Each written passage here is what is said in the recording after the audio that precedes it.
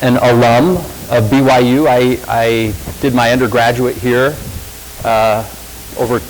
graduated over 20 years ago, and had a class in this very room, actually. So this feels good to be back.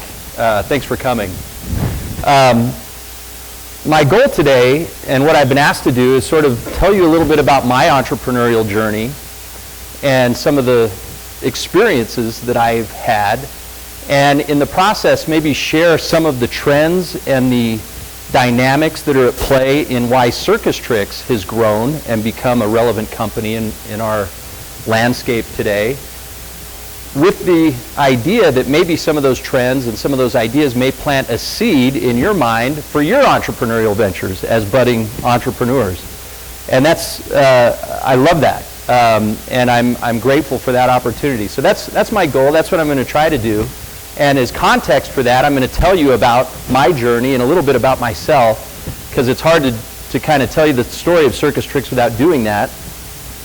Let me start with just a brief intro about CircusTrix. We are the largest owner, operator, and franchisor of indoor recreation parks in the world. As Scott mentioned, we now have almost 350 facilities. We are a house of brands, meaning we have several brands. You may be familiar with some of these. Rise in Asia and the UK. SkyZone is our franchise platform throughout the world. Defy, our stunt and trick parks throughout the U.S. primarily. Rock and Jump is our younger trampoline park offering, and Superfly is our German and Eastern European brand that's growing rapidly as well. We'll come back to some of these brands, but this is CircusTrix today. What I want to talk to you a little bit about is how CircusTrix got started, and a little bit about my story. So I mentioned I'm a graduate of BYU. I then went to law school at Duke University and studied corporate securities law there. Started my law career in the Bay Area in Silicon Valley, and I was working for a firm there working with technology startups, and I did that for a couple of years, and then began developing real estate in California in the early part of the 2000s, and did that right up into the jaws of the Great Recession of 08, 09. I was a commercial real estate developer developing office space, industrial storage space, among other things, and I was really at ground zero of the real estate recession that happened in the wake of the financial collapse of 2007. And if any of you had family members in real estate during that time, you may remember, younger, but this was the darkest period of time in our economy since the Great Depression. And specifically in regard to real estate, it was a depression. And I was right knee-deep in it. I had two big projects with over $20 million of commercial loans with banks. And the timing of my loans was really unfortunate. I had development loans, meaning they were short-term loans for me to get these projects built and leased up, and then I was supposed to get long-term financing for them. And that's kind of how it works for a real estate developer, if any of you are familiar with that. And so I was in the middle of two big loans when the recession hit. And so the projects actually did great. Leased them up, they were successful, but I went to go get permanent financing and I couldn't get financing. The appraisals on these projects that I had gotten my development loans at had appraised up here, and now with the real estate crash, when I went back to get permanent financing, they were appraising for millions of dollars less. And so the banks I was working with, they weren't even lending at the time, but to even have the possibility of getting a loan, you know, what you would have to do is put in several more $1 million in order to kind of get your loan to values up to where they would need to be to get permanent financing, and we just couldn't do it. There was no private capital at that point for real estate. And the result of all that is I spent 2 years of my life just struggling to do workouts with the banks. Both of my loans went to what's called special assets with the banks. One was with a local bank in Central California, where I was living at the time, and one was with a big national bank that shortly after all this was taken over by the government, by the FDIC, and put in receivership. And so I was dealing with government representatives to try to work out the terms of these bad loans that I had. Long story short is I spent 2 years of my life, of my career, doing nothing but trying to work out of these loans. And finally, after much travail, I tell people to this day, my greatest business accomplishment, no matter whatever happens with CircusTrix or any other business that I'm involved in, my greatest business accomplishment was avoiding bankruptcy during the Great Recession. And I was on the cusp many, many times, I can assure you. Many a Friday I would go home from work thinking that there was about a 50-50 probability that I would have to file bankruptcy on Monday if the bank came final call on these loans they were working with me on. It was very tenuous. Finally, after 2 years, I was able to work both of them out with the bank, and I had a new start to my life, which was really odd. I was relieved that I was off the hook with these loans and that I had dealt with them honorably with the bank, but I also had no idea how I was going to provide for my family going forward. Anyone who was in real estate at that time, there wasn't even the prospect that you would continue doing real estate. There were no jobs available, nothing. So I went about trying to dust off my bar license, and I started taking some continuing ed classes and thought, yeah, I'm going to go back to practicing law. And so I was taking steps to do that. And about this time, when I was really just wide open, not sure what I was going to do, I decided to take my boys, both of whom are here today, 9 and 7 at the time, and we're big, you guys, Red Sox fans, some of you were raising your hand. We're actually big Giants fans, okay, in my house. And so we went up to a Giants game in San Francisco. And a friend of mine heard we were going up, and he said, hey, while you're there, you got to check this place out. It is just wild. You've got to check it out. It's a trampoline park. And when I heard that word, I mean, you know, there wasn't even a visual that came into my mind. I didn't even know what to make of that. A trampoline park, I have no idea what that is. It's so outside any reference point that I had. But it was so intriguing, I said, yeah, tell me about it. Tell me where it is. We'll go check it out. So we went up to the game in San Francisco, and we actually got there the night before, and I took my boys, and we went and found this trampoline park. It was at the Presidio, which is the old military base in San Francisco that they had redeveloped. And they had taken one of the hangars in the Presidio, and they had turned it into a trampoline park. It was called House of Air. It was one of maybe the first 10 trampoline parks in the United States, indoor trampoline parks. So we went, and my boys and I just had a blast. It just melted my face, the whole experience. And it was just this really weird mashup of all these different things. We walked in, there was sort of house music playing. So there was this musical component. This one in particular, there was art on the walls. There were people in yoga pants and gym clothes. It was sort of a physical activity. People were sweating and kind of exercising. It was very active. It was social. I could tell, not only was I there with my boys, but I could tell that people were there in social groups. And the icing on the cake was when we played dodgeball, trampoline dodgeball, no less, with total strangers. And we're throwing balls at point-blank range, you know, at the face of total strangers. And I thought, this is just so weird. I can't even wrap my mind around this. It's so unique. But it was this odd mashup of all these different things. And so I left that experience, and we had a blast. We were talking about it all the way home. And I had the entrepreneurial eureka moment right there at the park that I'm going to do one of these. I can figure this out. I've developed real estate. These are just trampolines. I'll find someone to build me trampolines. We'll do this. And so I left that figuring and intent to go do one. And so I did. I did my first one in Madera, California. Any of you familiar? And the one problem was I had no money. You know, I was on the verge of bankruptcy, as I told you, and so I had no money. I had to figure out how to finance this park. And first step was to find a building, which I did. I spent several weeks looking, found an old warehouse. It was about 12,000 square feet.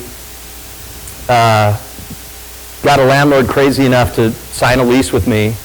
And not only was he crazy enough to sign a lease for me to do a trampoline park, he had no idea what that was. I was able to convince him that as a tenant improvement or as a TI allowance for me signing this lease, he would put forward 200 grand to buy trampolines. Any of you know real estate know that trampolines are not a normal tenant improvement. I look back at that now and it's so miraculous and bizarre, I can't even believe he agreed to do it. This guy is still a friend, and I send him notes every once in a while just saying, I just can't believe that you had the faith and took the risk to do that for me. I'll always be grateful. I could never, even today, with much more financial means, much more stature as a company, I could never get a landlord to buy trampolines for us as part of a lease. That is just so out there. It was one of the little miracles that happened to help get this thing financed. Some of the other things I did, I had contractors who were, remember, we're in the middle of a real estate recession. I had bizarre setups with all kinds of contractors where they would build it and I would pay them after we opened, and for some reason they agreed to that. I had all these wacky arrangements set up. I borrowed money. I used every dollar of savings that I had, and somehow we scraped this thing together, and I still have the spreadsheet, my little pro forma spreadsheet I made for this trampoline park. And I know the budget, I know it down to the dollar. It cost me $431,000 to build this first trampoline park, which seemed like so much money to me then. And I remember sitting with my wife, you know, while we're building this, and to her credit, she was supportive, and after all we'd been through, didn't think I was nuts. And I remember sitting with her and going through the spreadsheet and saying, Carrie, my wife's name, I think if we thread the needle, we do everything right, and this works out exactly how we hope it will, I think we can clear $5,000 a month with this thing. And if we do, that would be the greatest blessing for our family. That would be a lifeline for us, for me to get my bar license back active and to get a job, and it will just be this bridge for our family to eat for a year or two or whatever it needs to be while I figure out my wrecked career here and figure something out. And that was our mindset going into it. It was like, this, if this can do $5,000 a month, it would be manna from heaven if it would, and it would help provide for our family while we sort of bridge this gap. So that was our goal. That was our expectation. We got this thing open finally, and this is it. It was called Skywalk in Madera, California, 12,000 square feet. Some of you may not have a visual mental reference of how big 12,000 square feet is. It's not that big, all right? It's not that big at all. In fact, I would say, you know, maybe the foyer of the Tanner building here, the extended foyer from top to bottom, is probably getting close to 10,000, 11,000 square feet. This was not that big by trampoline park standards. These are actual pictures. This is a picture of the entire park.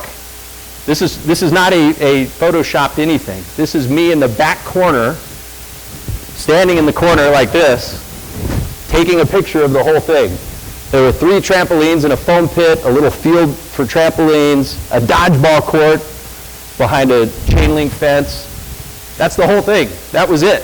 Skywalk right there. Some little silhouettes on the wall for artwork, and that was it. And we opened, and fingers crossed, right? Opened. I had no money. I'd spent every dollar I could trying to get this thing open. I had absolutely no money for marketing. And so I did what any desperate person would do. I joined Facebook.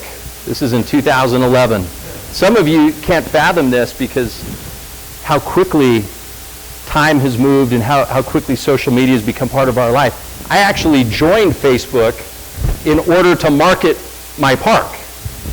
And I was like one of the first adult men I knew who had a Facebook account. Okay, this was a little out there in 2011, not that long ago. But just a little wake-up call and a reminder of how quickly social media has become part of our life. So in 2011, I was sort of this weird old guy getting on Facebook. Made an account, and it was back when you could do Facebook pages for free. They didn't charge. You could do campaigns. It was sort of still in pilot mode, and so it was totally free to sort of set up a page and do campaigns and all this kind of thing. And I didn't have any money, so that's what I did. I simply tried to build a Facebook following for this park and market it that way. And we opened, and I had no idea what to expect. It wasn't like there were a lot of these businesses out there where there was a community of trampoline park owners and you could get on the phone with each other and say, hey, what was your first week like? Or what was your second? There was nothing like that. It was simply blind, cross your fingers, hope for the best, see what happens. And long story short, it was successful. People started to pour in. They were curious. They were like me, intrigued. I remember though, I'll never forget our first full Saturday that we're open, and from the beginning it was just packed.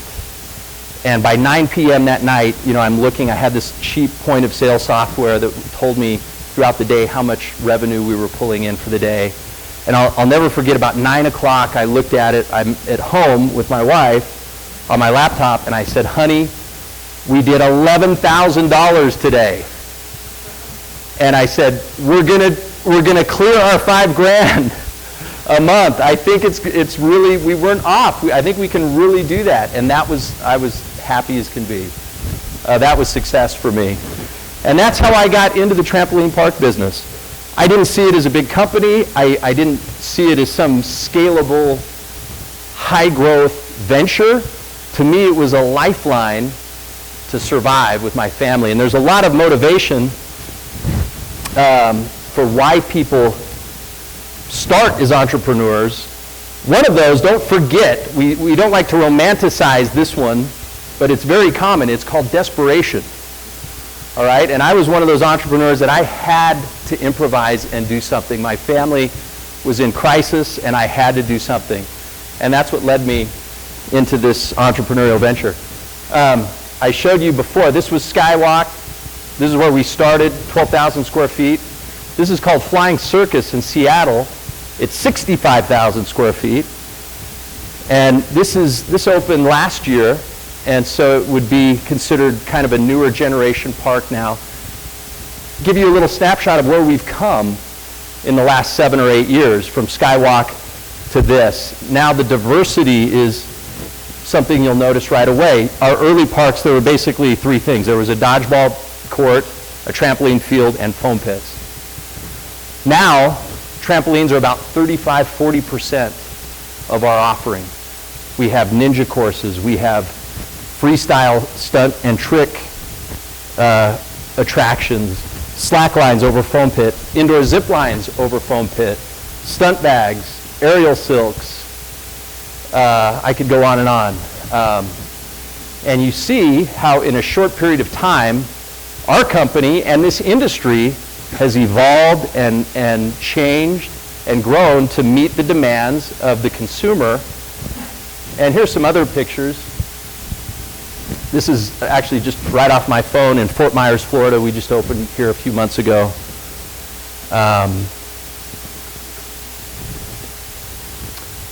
Likewise in Fort Myers. What's really hot in our business right now are stunts and tricks, we call it. Performance trampolines, wall running.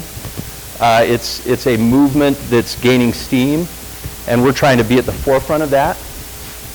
This is one of our newest brands, Defy. and just a little kind of introduction to what we do.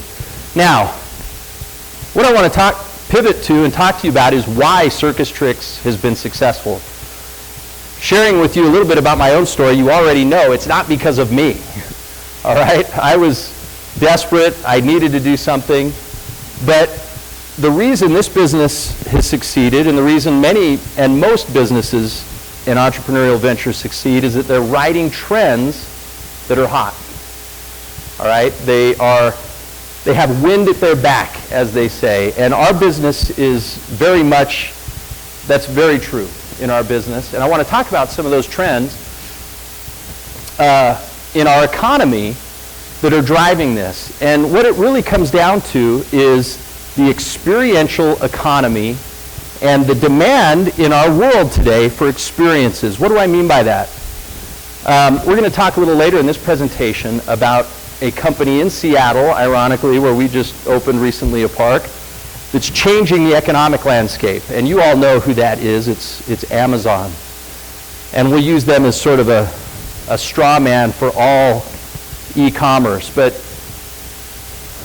retail and consumer business in America is changing in a way that it'll never be the same. Shopping is going online, and the demand in our culture and in our world today is for experiences. All of retail is scrambling all over themselves to become experiential. And what do I mean by that? And what are the reasons for that? I'll give you a couple little data points. This is a study came out late last year by McKinsey on this whole experiential economy. And basically what they've found is that spending on experiences as opposed to spending on things is growing 3 times faster, right? Spending on experiences as opposed to spending on things. Why? And when I say experiences, these are just some examples. Restaurants, we're going to call that experiences, even though there's food involved, there's a thing involved, but games, sporting events, travel, amusement parks, content, recreation, and fitness. What do I mean by that? Tough Mudder, Spartan Race, Color Run, all of those things would be part of this experiential movement. Anything where you go do something, all right, instead of buy something. The demand for experiences is huge, and we'll talk more about some of these other experiential uses. Not only is growth in spending on experiences growing, but among millennials, it's growing 40% faster. So let me articulate that again. All age segments, baby boom, Gen X, millennial, everyone's spending more on experiences, particularly compared to things. But the millennial generation is doing that more so. They're spending even more on experiences compared to things. And the question I would put out to you is why? Or what does that mean? If you're a strategist in retail and consumer, what does that tell you about this trend? It's driven by social media. Okay. Okay. That's a very insightful comment, and you're exactly right. We're going to actually get into that in detail. What else does it just tell you factually about the legs on this trend? Is this going to continue? Yeah. It's going to keep going. It's going to keep going and only grow. All right? That's really important to understand. We are only on the outset of this. Some of the reasons, let me talk a little more before we move on to your point about some of the reasons. One of the big drivers of this is data and scholarship and the state of knowledge about human happiness. There are now all kinds of studies and research. It's virtually proven that in terms of yield for happiness, that you get a lot more out of experiences than you do things. That's not just an opinion. There's actual studies that have gone into that If you have $5,000 and you spend it on a vacation to Hawaii or whatever type of experience you would choose, as opposed to spending that $5,000 on a thing of your choice, where do you get the most yield in terms of happiness? You really do, on the experience. That's not just an opinion. That's a proven fact for us as human beings. There's a lot of research now that proves that. And I think people are in touch with that at some level. They understand that and acknowledge that. And so people are getting smarter in their buy and in their investment in happiness. All right? So that's one reason. Here's another reason, and you touched upon it, and this is going to melt your face, but it's true. Social media is changing our behavior. It's changing the way we socialize. And we call, at our company, we call this phenomenon selling selfies, because we see ourselves in the business of selling selfies. What do I mean by that? All of us, whether we like it or not, your generation in particular, almost has to, unless you proactively pull yourself out, and we've seen that in our faith and in our culture. I think our culture has been really good at leading out on some of the dangers of this culture, and the idea of proactively opting out, like doing a 10-day social media fast, for example, or other examples of that. But absent that, the normal trend, the normal culture that surrounds us is that we are all participating in this social media culture. And what that means is we are all our own PR agents, okay? We are all presenting a version of ourselves online, and I don't need to lecture you guys about this. You understand it, you live it, you breathe it, you instinctively understand it. But how many of you have thought about it in terms of a business proposition? What I would tell you is that one of the most valuable commodities in today's world, for which there is unlimited demand, I want you to think as entrepreneurs for a minute. One of the most valuable commodities you could possibly offer in the marketplace is a good selfie. All right? What is a good selfie? I'm interested in your comments at this point. What, in your mind, what makes a good selfie? Yep.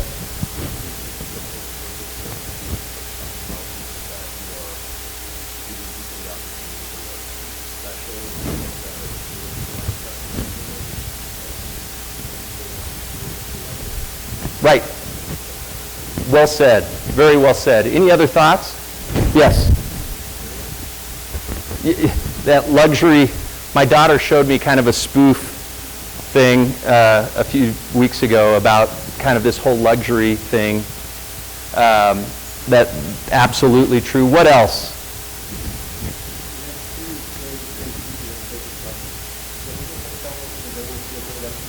Yep.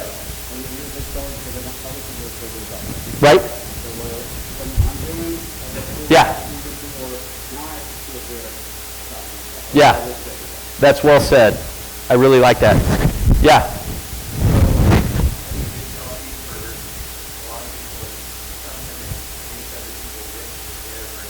Yeah.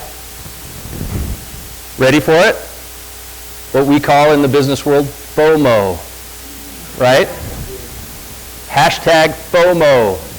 That's a funny little pop slang. It's also a very real phenomenon. Thank you. Anyone else? Great points here.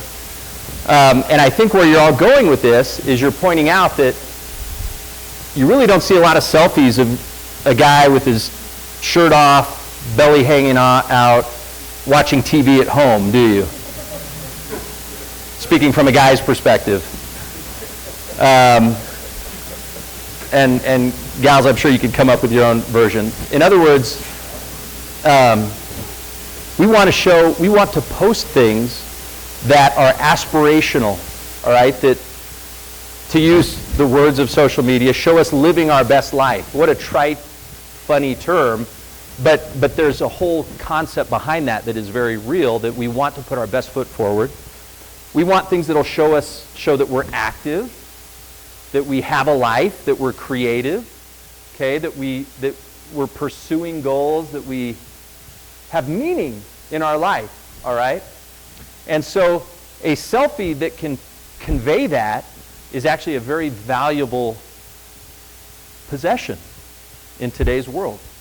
And if you are an entrepreneur who can somehow capture that and sell it, voila. You have a product in high demand and with limited supply. And I'll let your economics teaching kick in from there, okay? But that's what we're talking about here. And I'm going to also add, I'm going to play a little role play here. You all, whether you know it or not, have an actual inner voice that's planning and strategizing your social media business plan. And here's what I mean, okay? Imagine this is the little voice inside your head, all right? Yeah, I'm not going to post that tomorrow because I'm posting this tonight, and I know I'm going to the trampoline park Wednesday, and I'm definitely going to post something then. So that would be over-posting if I did that tomorrow. And so I also want to leave myself the option to post this weekend if I do end up going there with him. And, okay, you see where I'm going with this? And the reason I'm going through that role play with you is for you to recognize a truth. People are actually planning their lives and planning their activities based on social media. And that sounds so superficial. It sounds ridiculous. I know none of you do that. But that mode of thinking has entered into our cultural consciousness. And so if those wins are at your back as a business and you have something that can be a selfie, you've got a business plan. All right? So you entrepreneurs in here, I want you to noodle on that. All right? Here's another thing that we've realized. We have all become aesthetes. Anyone know what that means? That word means? Any humanities majors in here? An aesthete. An obscure word for you. We are all artists, and because of the modern world that we live in, we all have high expectations of optical production standards. Okay? Our standards of what looks good have changed because we live in an optical photographic world. Welcome to Instagram, all right? And the ability for you as a social media participant to put forward highly produced selfies, not just random pictures, but highly produced selfies with different filters and different this and different that. Expectations optically have changed. And so one thing in our business and many of the experiential businesses that you'll find is that we have had to up our game from an aesthetic standpoint. All right? We need to have optical production. So at CircusTrix, for example, we are the largest employer of large format street art in the world. We have a whole stable of street artists who travel the globe for us, going to our parks, painting art. Why do we do that? Somehow selfies are a lot cooler if there's a pair of eyes in the background, right? If there's color on the walls, right? I'll let you in on a little trick as an entrepreneur, and this will show you the level of detail we think about this. You can kind of tell from this picture, this is in Orange County. Can any of you tell what color our ceiling is here? It's black. How many of you pay attention at all when you walk into a commercial retail building to what color the ceiling is? Do you, or at least consciously, do you pay attention? Probably not. But here's the thinking behind this. Our attitude is that every inch of this park is a photo studio. All right? It's a photo studio. We want every angle that someone might take a selfie or a 3-second video We want every angle to be produced optically. We don't want it to look messy and just have blank, ugly ceiling. We want it, every angle, to look optically produced and nice. And that kind of detail is where you get into as an entrepreneur in our business. We are in the business of selling selfies, and this whole social media dynamic is a big part of that. I'll give you another example. Let's see if we can see it here. It's kind of on the back side. That's the platform.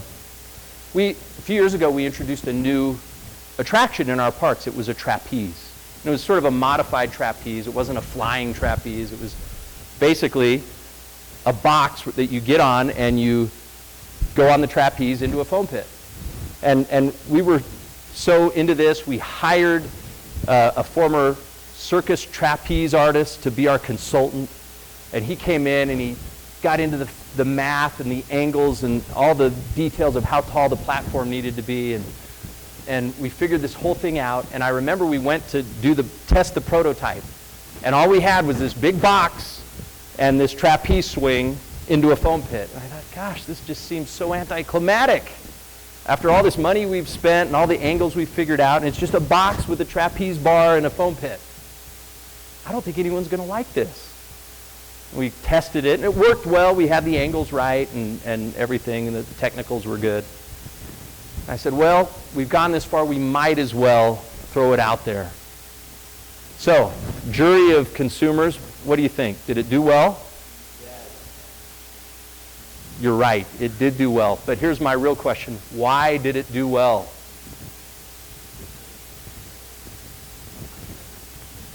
Good. Great thought. It's unique. Good thoughts. What else, based on what we just talked about?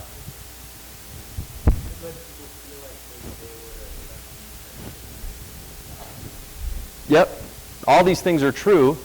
Let me tell you an even more mundane reason. It was a perfect 3-second Instagram and snap. Getting on the trapeze, swinging, landing in the pit. Moms would line up with their kids for days to take a short video of their kid doing that and post it, and it was just this cute, perfect snap, perfect length, perfect everything. That's what drove this attraction, was its appeal on social media. And sure enough, about 2 months after we opened this attraction, we had a little girl do it, and instead of letting go, she kind of froze up, and she just held onto the bar and came back and slammed herself against the wall. She was sort of spread eagle, and her mom, of course, was getting the whole thing on video, and that video actually won America's Funniest Home Videos. So, this phenomena in action, all right? So these are some other examples. This is us, and we own Sky Zone. That's our franchise concept. But you may be familiar with some of these other experiential companies. Have any of you been to Topgolf? Great concept, total experiential. Bowling is experiencing a resurgence, if any of you have noticed that. Bowling has been boring for decades. It was built on a business model of league bowling. That was the business model, where you had league bowling all week. And finally, a group called Main Event sort of kicked off this renaissance by saying, we're not going to build bowling off of league bowling. We're going to actually do it on an experiential model, on an event model. And we're going to add lights. We're going to add good food. We're going to make some tweaks. And guess what? Bowling is red hot right now. Lucky Strike, Main Event, Bowlmore has a new concept. That's an example. How many of you have been to iFly? Indoor skydiving. How many of you have been to an escape room? Another great example of experiential consumer, all right? All of these things are red hot. They're all things that you do. I want to share a couple of my favorite examples locally. How many of you have been hatchet throwing? Some of you may have noticed right down the street, University Avenue, the second hatchet throwing establishment is opening in Provo. And I've watched this with interest, okay, because this is exactly what we're talking about. This would not have been a business 10 years ago. But in our world of experiential quest, this is an awesome business. All right? So go hatchet throwing this weekend. This is another one I love. How many of you have heard of Color Factory? This is not here. It's open in San Francisco. It's now open in New York. You can look it up on Instagram. Place search this on Instagram. And here's what you're going to find out. This place calls itself an art installation. What is it really? It's a selfie factory. All right? And if you look up Color Factory on Instagram, people were paying $40 a pop. They were sold out for 6 months straight to come through, and you'll find 1 million yellow ball selfies under Color Factory if you search it on Instagram. And you'll find another 1 million of the colored ribbons. And the whole point, they don't say it explicitly, but the whole point is to go through this thing and take about 3 or 4 selfies that you can post. And people are willing to pay $40 a pop to do that for half an hour. All right? And admit it, you're curious. All right? So it's really cool, actually. And I've been to the one in New York. It's fantastic.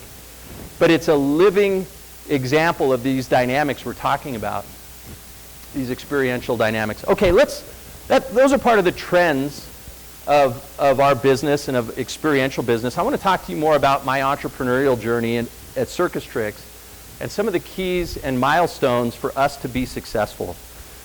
One of the things, if some of you do have ventures here, you're probably trying to raise money. And I've told you already about my travails in the early stages of trying to raise money to do my first park. And I did my first 5 parks that same way. I just scraped it together with angel investors and borrowing money and 20 grand here, 100 grand here, and I scraped it together, and it almost killed me. People ask me today, what's the key to CircusTrix? And I'll say there's probably a couple. It's not just one. But one of them definitely is getting the right money or capital from the right partner at the right time. Capital is strategy, okay? It will make the difference between success or not success. Getting it at the right time in order for you to scale and grow, getting it in the terms you need to be successful that aren't going to hamstring you in the future, and getting it from the right partners who you can trust and have your best interests in mind and are working with you in good faith and can grow with you in the future. And so one of the reasons we've won in our industry is because we had good investment partners and we made good investment capital moves at the right time. First one was with Peary Partners, and I think you guys may hear from Jason Peary in 1 minute. You guys will hear from Jason Peary later in this series this semester, but Jason Peary was our first private investor, put a program together for us, and allowed us to grow. And it was, without that, I can't even think of where we would be. Palladium Equity Partners was later in our journey. We went private equity. We raised a big deal of money, a big sum of money from them, and that's allowed us to go out and grow at another level, including buying other companies. All right, one final thought as we close here. This is part of our experience, and this is to plant a seed for you as entrepreneurs. And I'm going to be super quick. Here's the thought. For 40 years, the paradigm of retail in America was Walmart. Okay? And we have millions of square feet of big box inline real estate that's been built up on the Walmart model, meaning build a big box, you manage the heck out of your inventory, and that was the way to succeed in retail. That's been put on its ear now.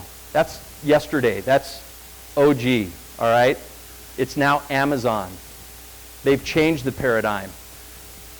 But, like I said, there's literally millions of square feet of big box real estate all over the American landscape. Sports Authority, Toys R Us, Sears, Kmart, I could go on and on. All of these are bankrupt. They're all out of business. Guess what remains? Their box.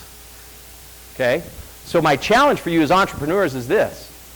Based on what we've talked about today, do you have an idea for something to do, an experience, all right, that you can do inside of a 30 or 40,000 square foot box that used to be a sports authority.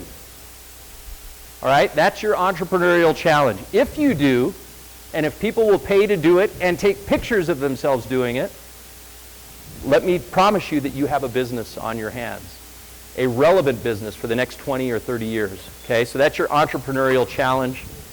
And I think we're going to do Q&A later, but thanks for having me. Appreciate your comments.